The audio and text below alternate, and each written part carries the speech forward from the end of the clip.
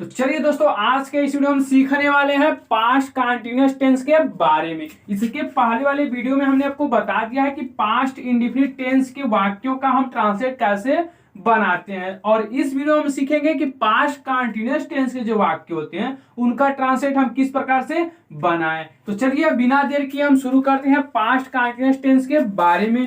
तो सबसे पहले हम सीखते हैं कि इसकी जो पहचान है वह क्या है। उसके बाद से हम आपको बताएंगे कि इनके अफर्मेटिव, निगेटिव और इंट्रोगेटिव सेंटेंस के वाक्यों का हम ट्रांसलेट किस प्रकार से बनाते हैं। तो जिस प्रकार से हमने आपको हर एक वीडियो में आपको बताए हैं कुछ रूल, उसके बाद से हमने आपको बताया फार्मूला, उसके बाद से आपको एग्जाम्पल के माध्यम से बताए हैं कि किस प्रकार से फार्मूले के प्रयोग के द्वारा आप ट्रांसलेट बना सकते हैं। तो बने रहिए हमारी इस वीडियो में और अंत तक जरूर देखिए। यदि आप हमारे चैनल को सब्सक्राइब नहीं किए तो सबसे पहले हमारे चैनल को सब्सक्राइब कर लीजिए, जिससे कि हमारे चैनल पर जो भी वीडियो अपलोड होंगे आप सभी को हमारे वीडियो का नोटिफिकेशन आसानी से मिल जाएगा। तो देखिए, पहचान, इस प्रकार के वाक्यों के अंत में रहा था, रही थी, रहे थे आदि शब्द आते हैं, अर्थात कार्य का भूतकाल में जारी रहना पाया जाता है। तो जो हमारी पहचान है वो यही है कि ऐसे जो वाक्य होंगे जो पास्ट कंटीन्यूअस टेंस से रिलेटेड जो सेंटेंस होते हैं उनके वाक्यों के अंत में रहा था, रही थी, रहे थे ऐसे शब्द आते हैं, और जो कार्य होता है वह भूतकाल में जारी रहना पाया जाता है। तो देखिए, उदाहरण के माध्यम से समझिए कि इनके वाक्यों का हम पहचान कैसे करेंगे। तो पहला एग्जांपल देखिए, हम स्कूल जा रहे थे।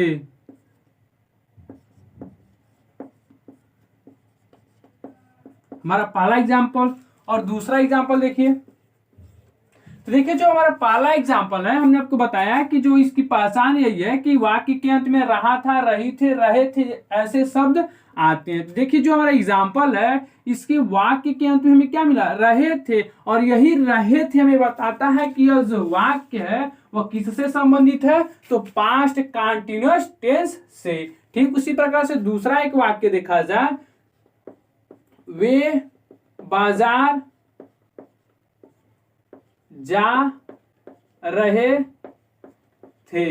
तो देखिए दोस्तों कि इस वाक्य में भी हमें वाक्य के अंत में क्या मिला, रहे थे, और इसी रहे थे से हम पहचानते हैं कि यह जो हमारा वाक्य है वह किससे संबंधित है, तो पास्ट कंटीन्यूअस टेंस से।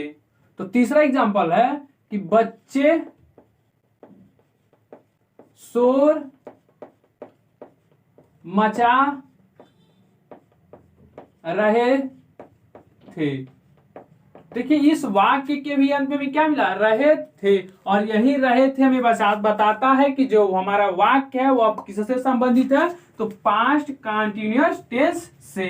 तो इस प्रकार से हम पहचान सकते हैं कि जो हमारे वाक्य है वो किस टेंस से संबंधित है। अब आप आसानी से पहचान सकते हैं। तो चलिए अब हम जानते हैं कि पास्ट कंटीन्यूअस टेंस के वाक्यों का हम ट्रांसलेट बनाने से पहले किन किन नियमों को ध्यान में रखना होता है। तो देखिए, सिंगुलर सब्जेक्ट के साथ हम वाज का प्रयोग करते हैं और प्लूरल सब्जेक्ट के साथ हम वेयर का प्रयोग करते हैं। तो पहला रूल हमारा ये होगा कि सिंगुलर सब्जेक्ट के साथ हम वाज का प्रयोग करते हैं और प्लूरल सब्जेक्ट के साथ हम वेयर का प्रयोग करते हैं, और वर्ब की फर्स्ट फॉर्म का हम प्रयोग भी करते हैं, और वर्ब की फर्स्ट फॉर्म में ही हम आईएनजी जोड़ते हैं। तो यही जो रूल है आपको फॉलो करना है, किसके लिए, तो पास्ट कंटीन्यूअस टेंस के लिए। तो उस रूल को भी आप लिख लीजिए। तो उसमें से पहला रूल हमने आपको क्या बताया कि सिंगुलर सब्जेक्ट। तो आप जानते ही हैं कि हमारे जो सिंगुलर सब्जेक्ट है कौन कौन से हैं और प्लूरल सब्जेक्ट कौन कौन से हैं। तो देखिए, सिंगुलर सब्जेक्ट के साथ किसका प्रयोग करते हैं, वाज का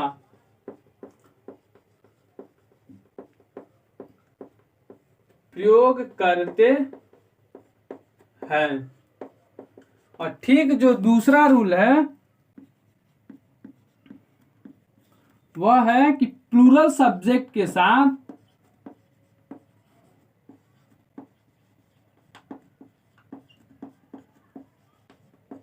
के साथ किसका प्रयोग करते हैं? वेयर का।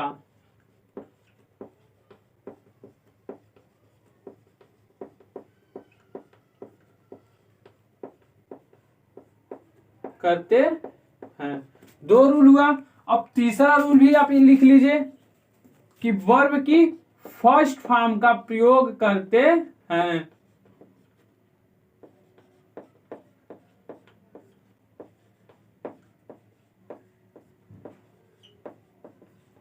चौथा रूल है कि वर्ब की फर्स्ट फॉर्म में ही हम आईएनजी को जोड़ते हैं।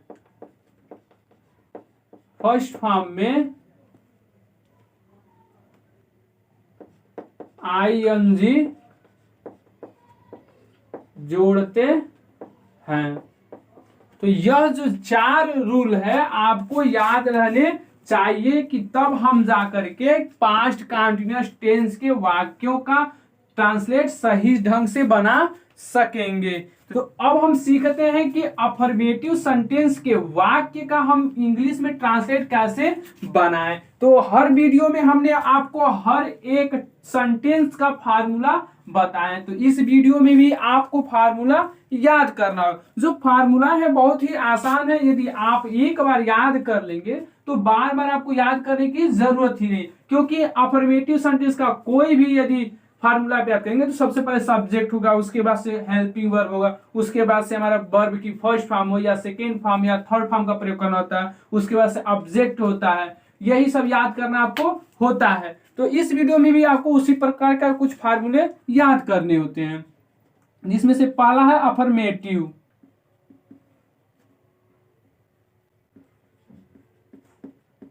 सेंटेंस। क्या है? सकारात्मक वाक्य।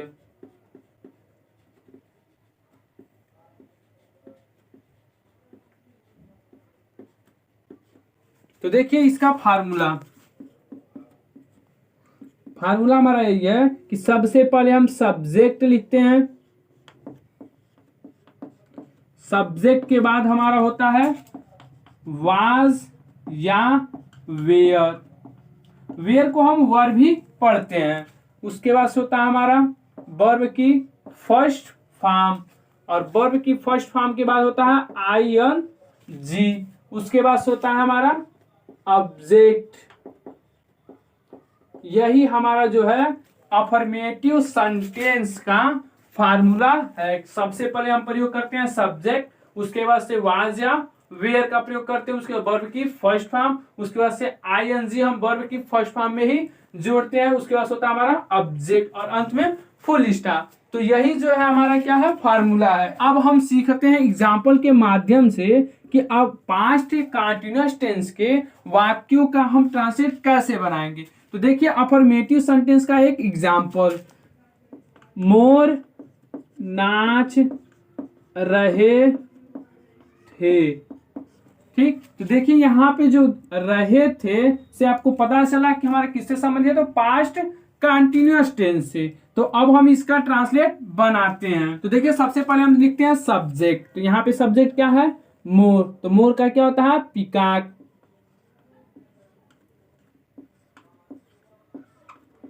पीकॉक। उसके बाद से किसका प्रयोग करते हैं? वाज या वेयर में से किसी एक को। तो देखिए यहाँ पे जो सब्जेक्ट है क्या? सिंगुलर सब्जेक्ट है। हमने आपको पहले ही बताया था रूल नंबर 1 में कि सिंगुलर सब्जेक्ट के साथ किसका प्रयोग करते हैं? तो वाज का। तो यहाँ पे क्या हो जाएगा? वाज। तो पीकॉक वाज। उसके बाद से क्या है? ना हमारा वर्ब की फर्स्ट फॉर्म का हमें प्रयोग करना होता है। तो नाचना के लिए क्या होता है? डांस। और उसके बाद से क्या प्रयोग करते हैं हम? ING। हम वर्ब की फर्स्ट फॉर्म में क्या करते हैं? ING को जोड़ते हैं। डांस में ING को जोड़ेंगे तो यहां से हमारे ई जो है क्या हो जाएगा? हट जाएगा। हमने आपको पिछले वीडियो में भी बताए हैं कि जब हम किसी वर्ब की फर्स्ट फॉर्म में हम ING को जोड़ते हैं और उस वर्ब की फर्स्ट फॉर्म में यदि अंत में ई होता है तो हम ई को हटा करके उसमें ING जोड़ते हैं। उसके बाद से हमारा क्या होगा? ऑब्जेक्ट। इसमें ऑब्जेक्ट नहीं तो इसलिए डांसिंग के बाद फुल स्टॉप। तो हमारा क्या बना? Peacock was dancing. मोर नाच रहे थे। इसका ट्रांसलेट हुआ। ठीक उसी प्रकार से एक दूसरा एग्जाम्पल भी आप बनाइए। वह साइकिल चला रहा था। तो इसका ट्रांसलेशन क्या होगा? सबसे पहले हम क्या लिखेंगे? सब्जेक्ट। यहाँ पे हमारा सब्जेक्ट क्या है? वह। तो यहाँ पे क्या हो जाएगा?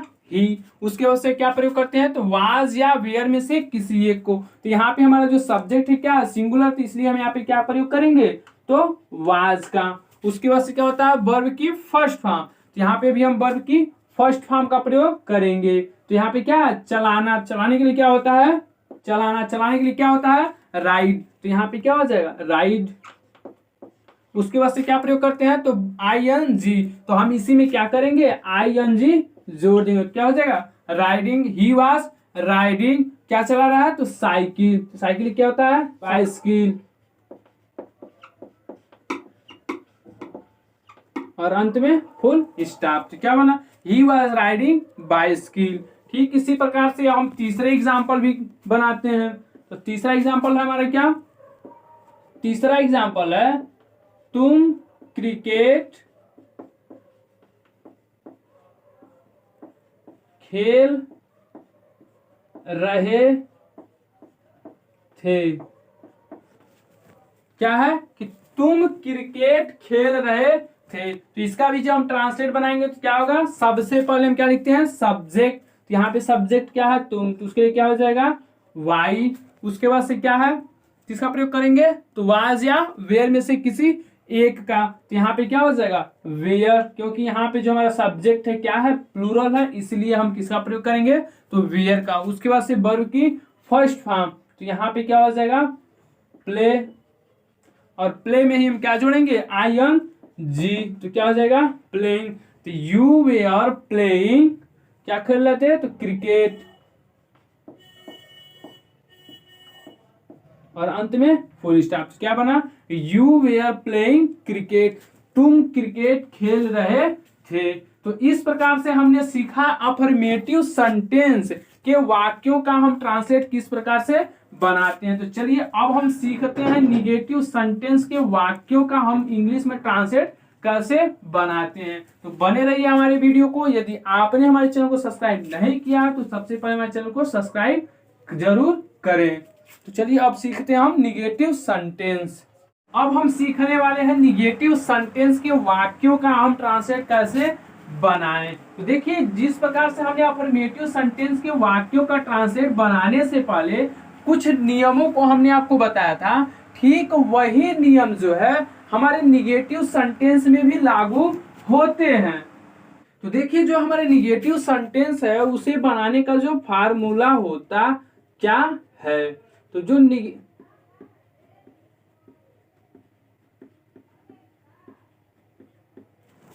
निगेटिव सेंटेंस नकारात्मक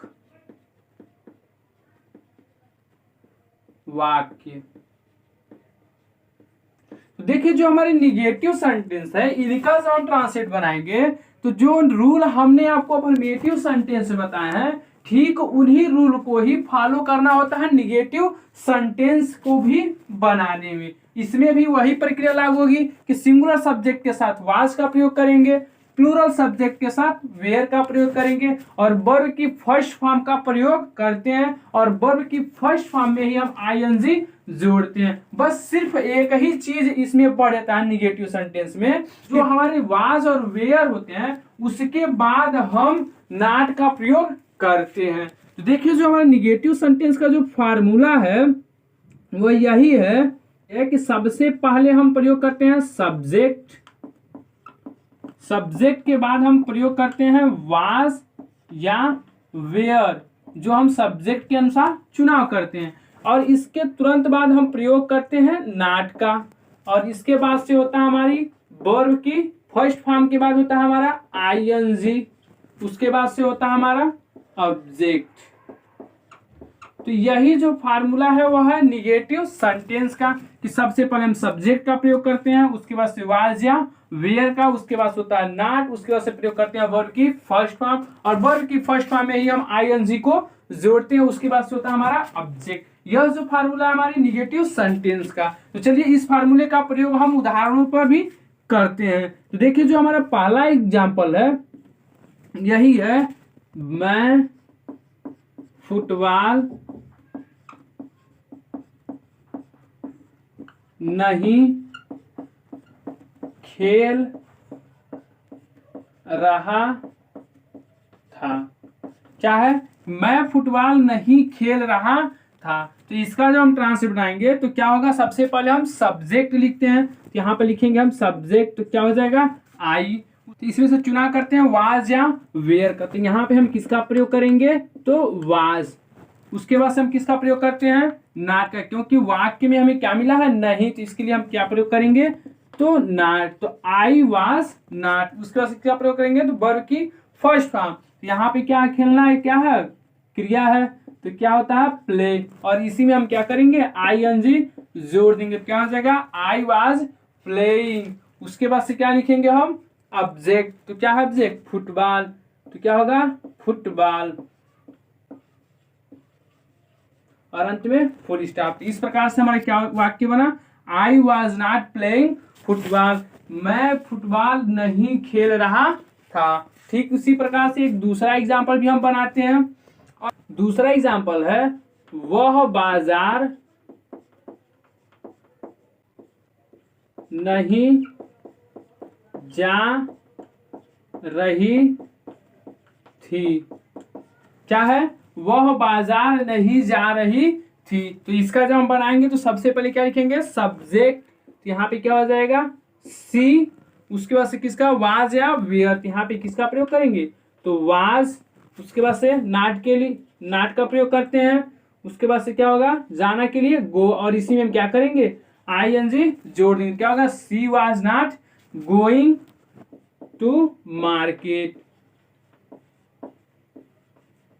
अंत में फुल स्टॉप। क्या, she was not going to market. वह बाजार नहीं जा रही थी। देखिए दोस्तों, यहाँ पे हमने आई के साथ वाज का प्रयोग किए हैं, क्योंकि हमने आपको बताया कि सिंगुलर सब्जेक्ट के साथ हम वाज का प्रयोग करते हैं और प्लूरल सब्जेक्ट के साथ हम वेयर का प्रयोग करते हैं। लेकिन इस टेंस में, पास्ट कंटीन्यूअस टेंस में आई के साथ हम वाज का प्रयोग करते हैं।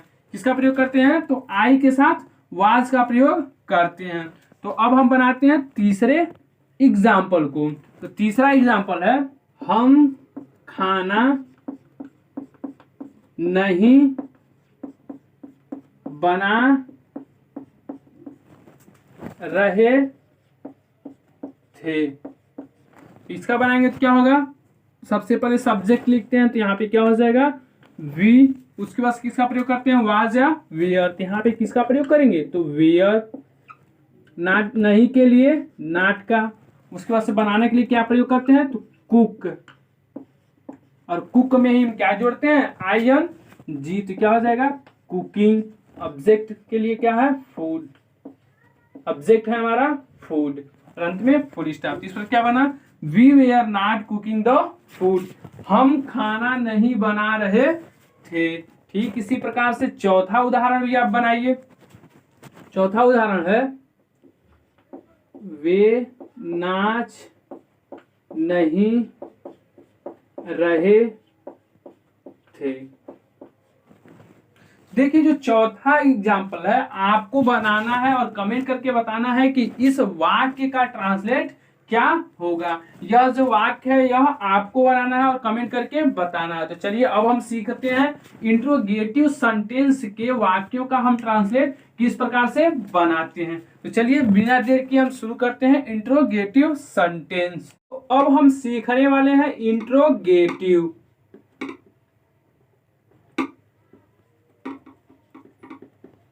Interrogative sentence.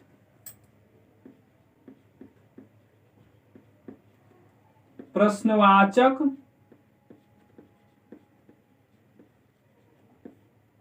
वाक्य।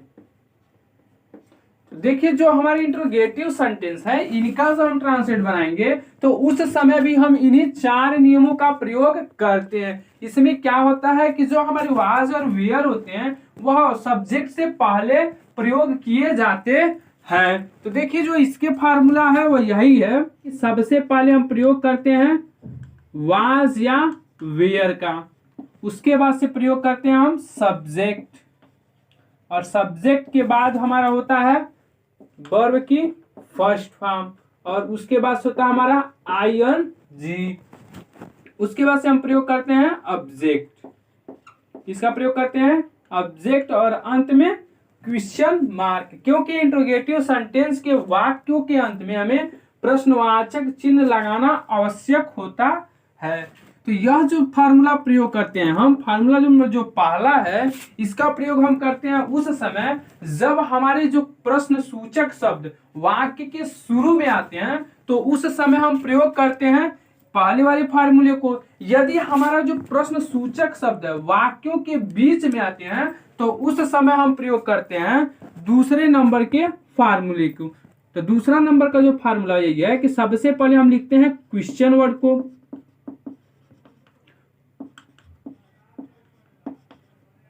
उसके बाद से प्रयोग करते हैं हम वाज या वेयर का, इसके बाद से हम प्रयोग करते हैं सब्जेक्ट, और सब्जेक्ट के बाद होता है हमारा वर्ब की फर्स्ट फॉर्म, उसके बाद से प्रयोग करते हैं हम ING का, उसके बाद से होता है हमारा ऑब्जेक्ट, और अंत में होता है क्वेश्चन मार्क। तो इस फार्मूले का हम प्रयोग तब करते हैं जब प्रश्न सूचक शब्द वाक्यों के बीच में आते हैं। तो चलिए अब हम सीखते हैं कि इन फार्मूले का प्रयोग किस प्रकार से अब कब करना होता है। तो एग्जाम्पल के माध्यम से हम प्रयोग भी करते हैं। तो एग्जाम्पल नंबर जो पहला है उसे आप देखिए, क्या तुम कानपुर जा रहे थे, क्वेश्चन मार्क। क्या है, क्या तुम कानपुर जा रहे थे। तो देखिए इसमें जो हमारा प्रश्न सूचक शब्द है क्या है, वाक्य के शुरू में, तो इस समय हम किसका प्रयोग करेंगे, तो फार्मूले नंबर 1 का हम प्रयोग करेंगे, क्योंकि इसमें क्या है प्रश्न सूचक शब्द पहले है। तो सबसे पहले हम किसका प्रयोग करेंगे, वाज या वेयर में से किसी एक को। तो किसके अनुसार हम चुनाव करते हैं, तो सब्जेक्ट के अनुसार हम चुनाव करते हैं कि हमें वाज लिखना है कि वेयर लिखना है। तो यहाँ पे जो हमारा सब्जेक्ट है क्या है, तुम, और तुम क्या है, एक प्लूरल सब्जेक्ट है, जिसके लिए हम प्रयोग यहाँ पे क्या करेंगे, तो वेयर का प्रयोग करेंगे। तो वेयर यू, उसके बाद हमारे यहाँ पे क्या हो गया, वाज और वेयर में से किसी एक का प्रयोग कर लिए, उसके बाद से सब्जेक्ट भी हमने लिख लिया, उसके बाद से किसका प्रयोग करना होता है, तो वर्ब की फर्स्ट फॉर्म। तो यहाँ पे क्या करेंगे, वर्ब हमारे क्या है, तो गो, और उसी में हम क्या जोड़ देंगे, ING, हो जाएगा गोइंग टू, कहाँ, कानपुर, और अंत में क्वेश्चन मार्क। क्या होना, were you going to Kanpur, क्या तुम कानपुर जा रहे थे। तो यह जो है हमारा पहला एग्जाम्पल हुआ। दूसरा एग्जाम्पल देखिए,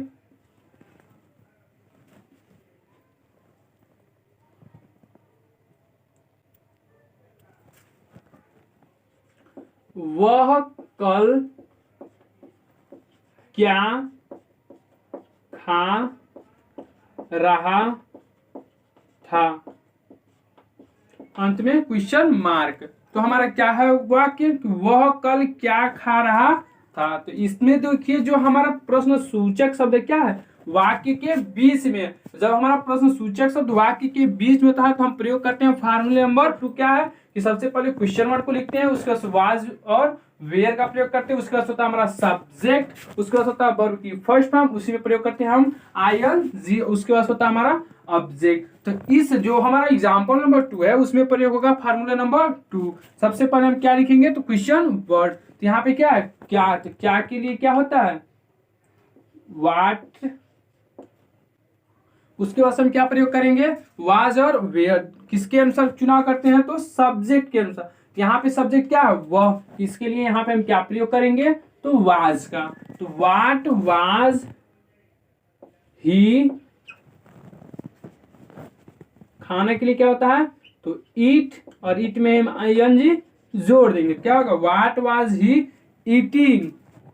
उसके बाद से क्या प्रयोग करते हैं हम, ऑब्जेक्ट, क्या प्रयोग करते हैं, ऑब्जेक्ट, इसमें जो है हमारा ऑब्जेक्ट नहीं है, क्या दिया हुआ है, समय, क्या दिया हुआ है, समय। और यह समय क्या है, कल, जो बीता हुआ है। तो बीता हुआ कल के लिए हम किसका प्रयोग करते हैं, तो यस्टरडे। और अंत में क्वेश्चन मार्क। तो इस प्रकार से हमारा वाक्य बना, what was he eating yesterday, वह कल क्या खा रहा था। तो यह जो था हमारा क्या, दूसरा एग्जाम्पल।